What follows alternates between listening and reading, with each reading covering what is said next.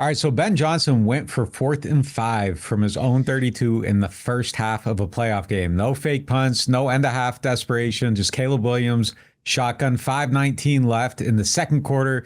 They're trailing and they failed on the attempt. It was one of the most outlandish go for it calls maybe ever, maybe the most outlandish one ever, and it didn't work. They got lucky. They end up winning the game and they escaped it, but this might be one of the most aggressive decisions as far as a 4th down in NFL history, especially given that it was in the playoffs. Yeah, so in my career, I have watched just about every 4th down that is I could ever get film on, and I've looked at the data for every 4th down, really, of this century. And this one stuck out to me because it is so unusual, and it is to even think even 5 years ago that somebody would do this, or 10 years ago. It's the type of decision that if you made this decision in 2016 in the playoffs and it did not work, your coach legitimately might be fired after the game. Yeah. It was so, and we're going to talk about the win probability here in a second, but there is, locker room dynamics and fan base dynamics that are an actual consideration at times that you do have to manage here. And there is a world where, I don't know if anyone, maybe I'm totally off base, and maybe somebody will do this and this will just become standard going forward, and Ben Johnson will just do this week 1 this year. But this, as far as I'm concerned, this is the most aggressive first half own side of field 4th down attempt in NFL history. And the one qualifier I would say on that is there are some fake punts that are arguably more aggressive than this when there's farther distances to go and they're more backed up and when the score margin's closer. But in terms of actually trotting out the offense and going for it on a 4th and 5 from your own 32, this is directly out of people playing Madden, this period, this is. And so I sort of, tried to categorize. They're down 11 here. It's 14-3. And I think it's also a little bit interesting that, Ben is going against his rival that he's publicly, disclosed that he's not a fan of. It's like their 3rd matchup playing each other. And I kind of wonder, is there a world where that sort of played into this, that, he's sort of leaning into this is my identity and I don't like this guy and, I can do it. I don't know but you'd be hard pressed to even find a 4th and 3 in this type of situation that has ever happened, say inside your own 40-yard line. Very, very unusual. So, I was sort of joking around, and I made I used to play Madden all the time, especially before my NFL career, where it turned into really difficult to play Madden except for the off season. I essentially made opponent is going to shut off their Xbox after the play index, where this is the type of one where the guy is struggling, you're killing him on offense, you're killing him on defense. And if they don't get this play, you're going to see your opponent disconnected. This is exactly the situation that comes up when people are playing Madden and somebody is just raging and they're ready to quit. Did you ever punt? Did you ever punt? Oh, I did punt. I'm a believer in all of it. Based on all the situations, I picked the best available option. Now, I certainly punted way less than NFL coaches did. And I probably went for most of these. Let's be honest. I think most people listening went for most of these because you're not necessarily, a potential coach on a hot seat making this decision in front of 35 million fans in an NFL playoff game. You're just doing it at your house, and the consequences if you fail are, unplugging your Xbox and going and making some popcorn and just doing something else. The downside is a little bit different versus your name's trending on social media and your family's house is getting it's just totally a different world. So anyway, on that sort of index, no play is even close to this. Really, it's just totally unique. And one incredible thing, if you go ahead and play the play, they fail on this play. And at the time, I was sort of thinking this is going to set back analytics another 3 to 5 years. There were some discussions at times that, Brandon Staley was incredibly aggressive in his, first year or two with the Chargers. Really, I think the first year. And when he sort of had some moments and at the end of his first year at the Chargers that didn't go so well, a lot of people if you can actually tangibly see it in the data, the teams kind of reverted back and went a little bit more conservative the next year, including himself. And then I think part of it was like he made some decisions in some highly pivotal moments that didn't necessarily pan out, but there actually was some, at least some data support to it.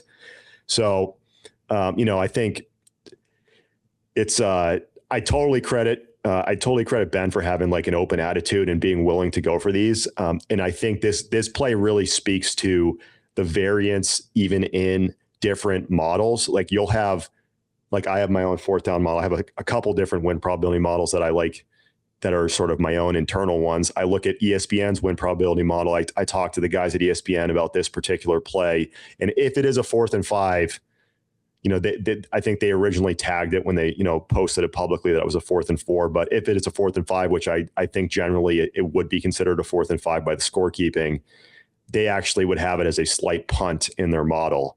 And it is almost unheard of for coaches to go for it on their own side of the field in scenarios that the models prefer punting. So just a very, very, and that ESPN's got a pretty good model. Theirs is actually a little bit more conservative than some other models, but there's other models publicly that also would suggest this is potentially a punt.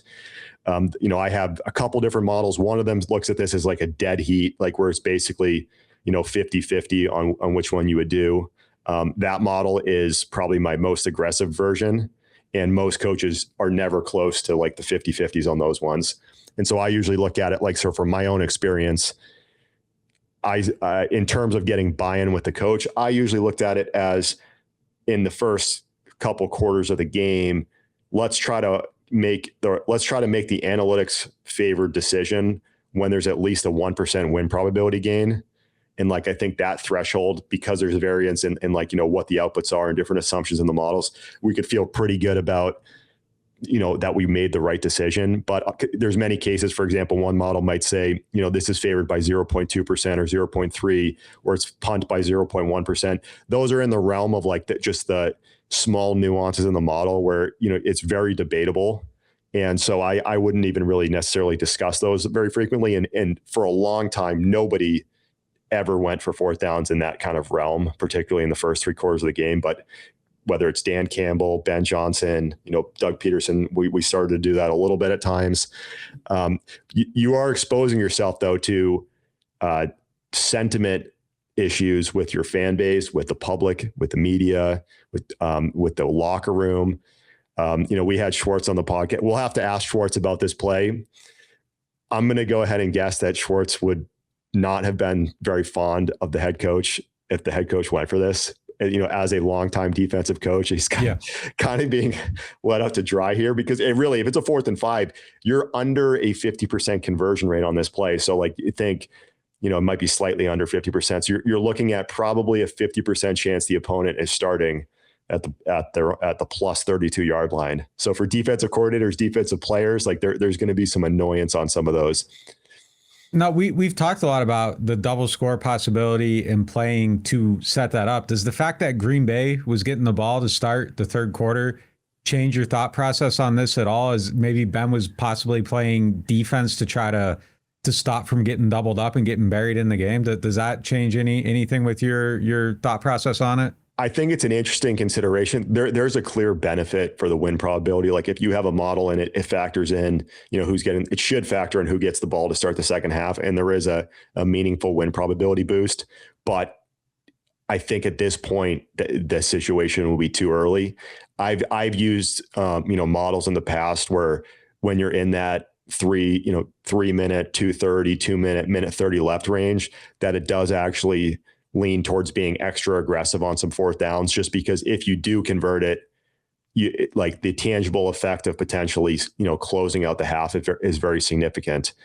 But this, we had 1 4th down in Philadelphia that I almost didn't survive. This is early on in 2017. We were right before, this was a little bit similar to what we're talking about, but we went for a 4th and 8 at the plus 43 yard line. We were playing the Giants and we did not get it. And the fans, this was probably the most controversial 4th down that had happened in the last couple of years in the NFL. And there was such incredible pushback on the play. And we even won the game, but there was and Philly as a very, passionate borderline hostile fan base. Like they were not happy about this one. And so it was a very interesting backstory. I don't think I've ever really talked about this publicly, but we were looking, we'll pull the play out because it's worth talking about at some point, but essentially we're looking right around the 2-minute warning. It's 4th and 8, the plus 43. We're like, okay, a punt, the net of a punt might be at the time, say 31 yards, which is, so say if we did punt, they're probably on average starting around their own 12-yard line. And, this is not in like the cyborg kicker era where like attempting a 61-yard field goal was reasonable. So we were not going to attempt a 61-yard field goal. Nowadays, like if you have Brandon Aubrey or if you have, if you have Cam Little, I think you honestly might attempt a field goal in this situation. So we actually were, I think we were on 3rd and 8 or whatnot. And this is also just kind of speaks to like the complexity of your communicating the information during the game. I actually had the 4th and 8 from the 43 as a slight punt of the options. And even more preferred than that, I would have hard counted it and see if they jump. If they don't jump, just take the delay. And in some cases, if you're punting from the 48 instead of the 43, like it's almost the exact same starting field position. But so I'm communicating during the game. It's 100% a true story. And I'm like, this is a tough one. This is like really, really borderline. And I was always still trying to push going for these because it was not a borderline decision for most teams. Like it's just, they're just going to punt. So I had sort of communicated, like, if we can get this to 4th and 5 or 6, maybe 7, we could really, we might want to go for this. And so we had a play and a player was like running out of bounds or something. I don't remember exactly what played out, but he's essentially on the scoreboard in the stadium, it showed like 4th and 6 or something. And so the coach made the decision sort of under the interpretation that it was a little bit closer than 4th and 8, but it was not. So you've probably, as like a beat writer, you've probably seen that in the stadium. Sometimes the down distance is off. Yep. And that one was like especially in some of these sideline plays, it's a little bit tricky. And then it might be off and they just don't update it. Like it might say, hey, this is a 3rd and 2. It's like 3rd and 4. Or a lot of times it's off by 1 yard and like the scorekeepers go back and adjust it. This specific play by the Bears, when they showed it on the TV broadcast, it was actually, they listed it as a 4th and 4. Yep. And then, in the play-by-play data, they listed it as 4th and 5. So anyways, we went for it, did not get it. I mean, things were, I'm not on Twitter during games. All I knew is that it was a war zone in there on social media when we did not get it. And they went down all the way down the field and we're playing Eli Manning and we stuffed them on 4th and goal from the half yard. Like Schwartz called like a cover 0. He's completely saved me. Like we're going to have to talk about it with the next time he comes on. He completely saved me because we were screwed. Like we were going to give up a touchdown there and I was going to be, they might even have kicked me out of the booth. Like, and then we legitimately, we stopped them on 4th and goal at the half yard line. They had Eli and they weren't really a sneak team with Eli and they tried to like wedge it up there. We got to stop it. He, salvaged it and we ended up winning like right at the end of the game. I think we actually made like a 60-yard field goal or something. But those decisions that are really borderline, you're inviting so much criticism. And like, it is something, even if you do have data support that backs it, it's something you have to consider. Like, when you're managing a roster that has 3 different units, you're managing a coaching staff, you're hearing from front office, ownership, the fan base is obviously very loud, the media coverage. It's something that in a perfect vacuum, you don't care about. But like you kind of do have to care about it a little bit. And maybe that's part of Ben's innovation is he just doesn't care. Like cause good for him. If that's the case, I think that's like an optimal world, but it becomes a distraction. There's discussions of like locker room. Did you lose a team? Did you X, Y, Z? Yep. We at one point in Philly, we went for we were down 10 and we scored a touchdown in the 3rd quarter and we went for 2 down 4 and we didn't get it. And people were pissed like that one too. And the players were pissed. They thought like the coach screwed it up. Like we had data that backed it. We weren't going to go through the nuances of like this very specific win probability argument, but because it was unconventional, that sort of spoke to like being careful about the ones that are borderline, if you're going to do it, you really should communicate to your team before you do it. Now, like, that doesn't mean Ben calls timeout and goes and explains to the defense he's about to do this. Like, I'm not saying that, but whether it's like as you're installing things with the team, as you're, addressing the team, like, let them know, like, hey, this game, we're turning up the heat on fourth down. So, like, defense, we need you to bail us out. Like, we're gonna be really pushing the limits. We need to score because we're playing Pat, whatever it is. There needs to be some kind of communication so that there's not like confusion there. But yeah.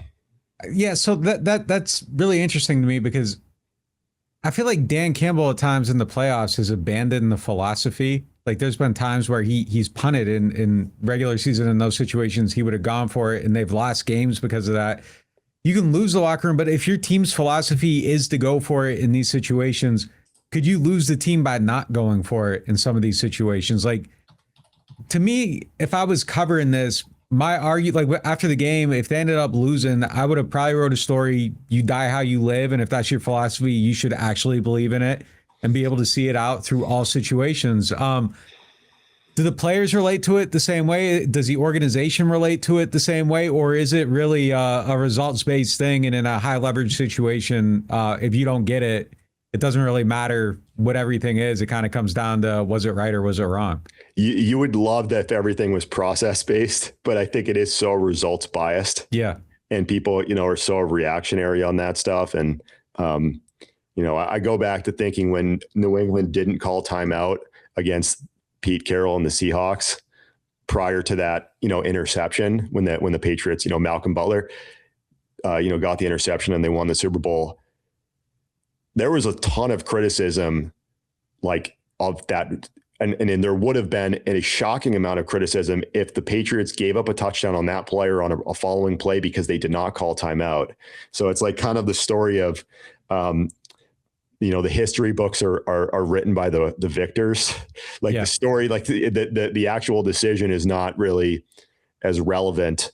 I'll hit you on this one. So like this, I find this one entertaining. Like Dan Campbell, I love his philosophy, and like my job would be really easy, like communicating stuff in the booth with him, because you probably don't even need to say anything. He just is going to go for it. Like, you don't have to fight any battles. Like, I've fought many battles in the years with these coaches, but they had one in the playoffs.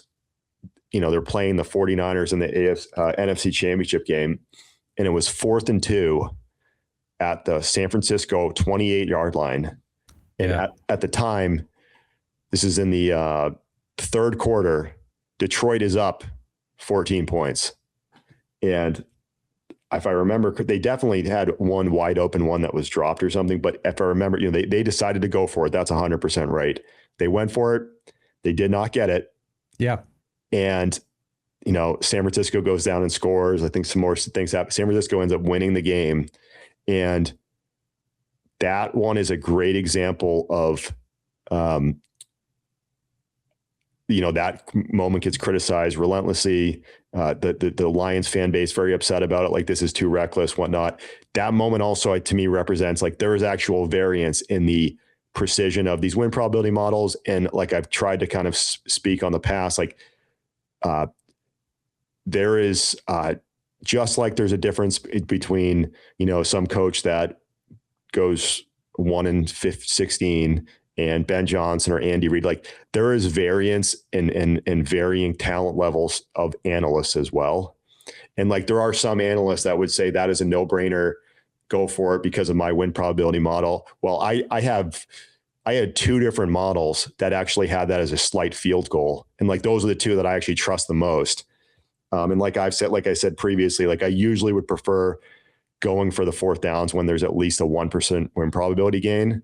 And, neither of the models that I would use were close to that. So like, I actually would have, if I was in that moment, and maybe Dan Campbell doesn't care and just going to go for it anyways. If I was in that moment, I would have communicated to kick a field goal.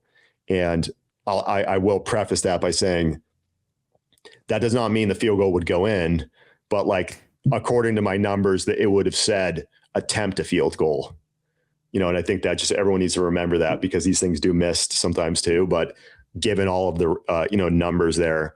And so I think, it clearly whether Ben had influence with Dan Campbell on the strategy, obviously Ben's going for a lot of fourth downs and believes in it.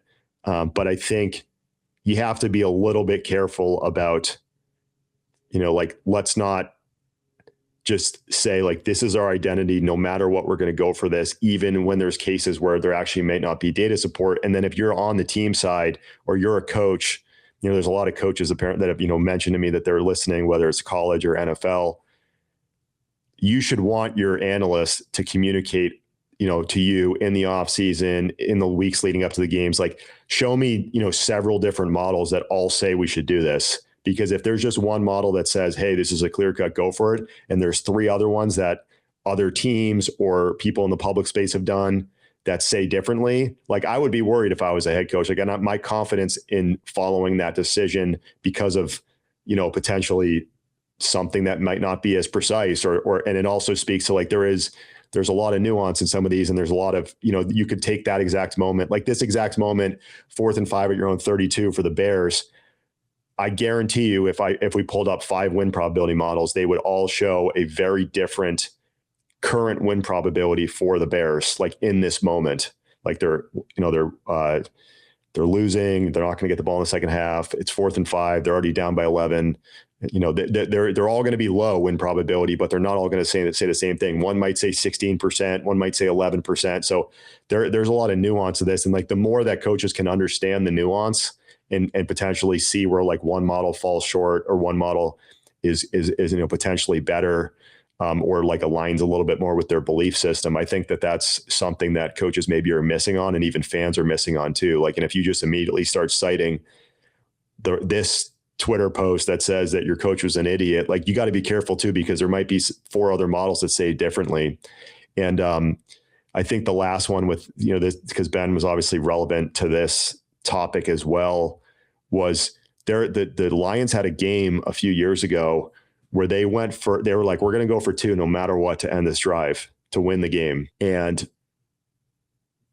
they got a penalty. So they decided to go for 2 from the 2-yard line, and they got a penalty, and it was now a 2-point attempt from the 7, and they still went for it. Jeez. That is not, like, I want to be as clear as possible. The data-driven win probability recommendation is do not do that. And so, like, I think after the game, somebody asked Dan Campbell or the messaging was, we told the guys no matter what, we're going to go win the game. Well, yeah, that's not how I operate. Like, the way I've operated is, in the exact game state that we are facing, what gives us the best chance to win? Yeah, winning the game is making the best decision. It's and so like so like preconceived determination. So they went from the 7. They then actually got a defensive penalty, and then they actually got another chance from the 3.5. They actually lost the game. I think it was the game that they did a funky sub. Do you remember that? They did some like exotic sub, and then I think that was the one they got the penalty on. But my argument is also, okay, coach, if we got a 10-yard OPI on the play from the 2, are we still going for it? Right? Because like if it was a 2-point attempt to win the game from down 1 from the 12, and you go for it, that is, the 7 is not great. The 12 is crazy. Yeah. And what if we got a 15-yard penalty? Like, what if on the play from the 7 you got an OPI, right? And it's now from the 17? Like, those are real things that could have happened. So like, I would counter the attitude of like, we told the guys that we're going to go for it no matter what, and say like, hold on a second. Like what situation are we facing? Yeah. Yeah. Like, no matter what should come with in parentheses, as long as it's smart. Because, think if you're the defensive minded coach and you're like, I told the defense, we're going to attempt the extra point and take it to overtime and win it to overtime. Well, what happens if it's at the 2 and then the defense gets a penalty and now it's at the 1? And actually, if you're making that decision, you're probably going to win the game more often if you go for the 4th down. If you go for the 2-point attempt from the 1, you're probably looking at somewhere between like a 55 to 58%, conversion rate on that specific play, versus attempting the extra point. You're looking at probably winning the game somewhere around 50 or potentially less than 50% of the game if there's like, say, 20 seconds left on the clock. So I think it's all about like, what is the exact state that you're facing? And I sort of wonder for Lions fans, like, did they just decide that their messaging when they were playing the 49ers in that NFC Championship game was like, we're just going to go for these. Like, we're going we're going to keep our foot on the gas. And I think a more nuanced approach is a little bit better there. Have you ever had a decision that negatively impacted a game where you felt like you had to stay off Twitter and were afraid to turn on, I'm guessing you don't watch First Take, but like you were afraid of catching a First Take bullet, or have you ever had one where you had to go into witness protection? So that fourth and 8 in 2017 was without a doubt 10 times more consequential for me, because even though we won, it was a regular season game. I was, if I remember correctly, I was like a nobody. Like I was just kind of a behind the scenes guy, and I'll have to double check this, but after the game, somebody asked the coach, like, is somebody helping you out with that? And he name dropped me. And within 2 hours, they're talking about me on the local radio.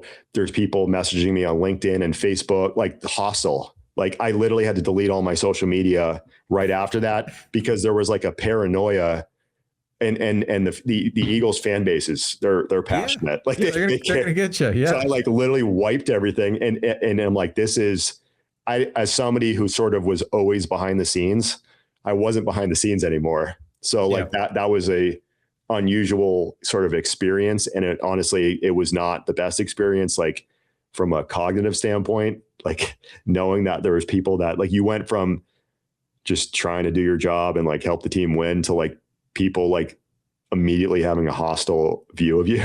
Like, and so I was really lucky right after that. We won like we won like 8 games in a row or something. And so everyone kind of stopped talking, like being negative about it for a little while. But that one for sure was my kind of turning point where I'm like, okay, no Twitter right now. Like, yeah. I've only had one in my career. There was I've had more than one, but I had one where I ended up on Stephen A's show when the Patriots got Danny Amendola. And I just quoted a scout, I thought innocuously in the story, being like, hey, I think if things go right, he could end up being just as good or better than Wes Welker in this offense. And Stephen A got a hold of it, and he was screaming that it was blasphemous and everything. And I thought my career was over. I thought I was a joke, and that was going to be it. But yeah, man, you don't want to end up in those crosshairs. That's going to do it for today's show. We appreciate you guys for watching. Like, subscribe, tell a friend, post it on Twitter, post it on Facebook, post it on Threads, post it anywhere you can post it. We'll talk to you next time.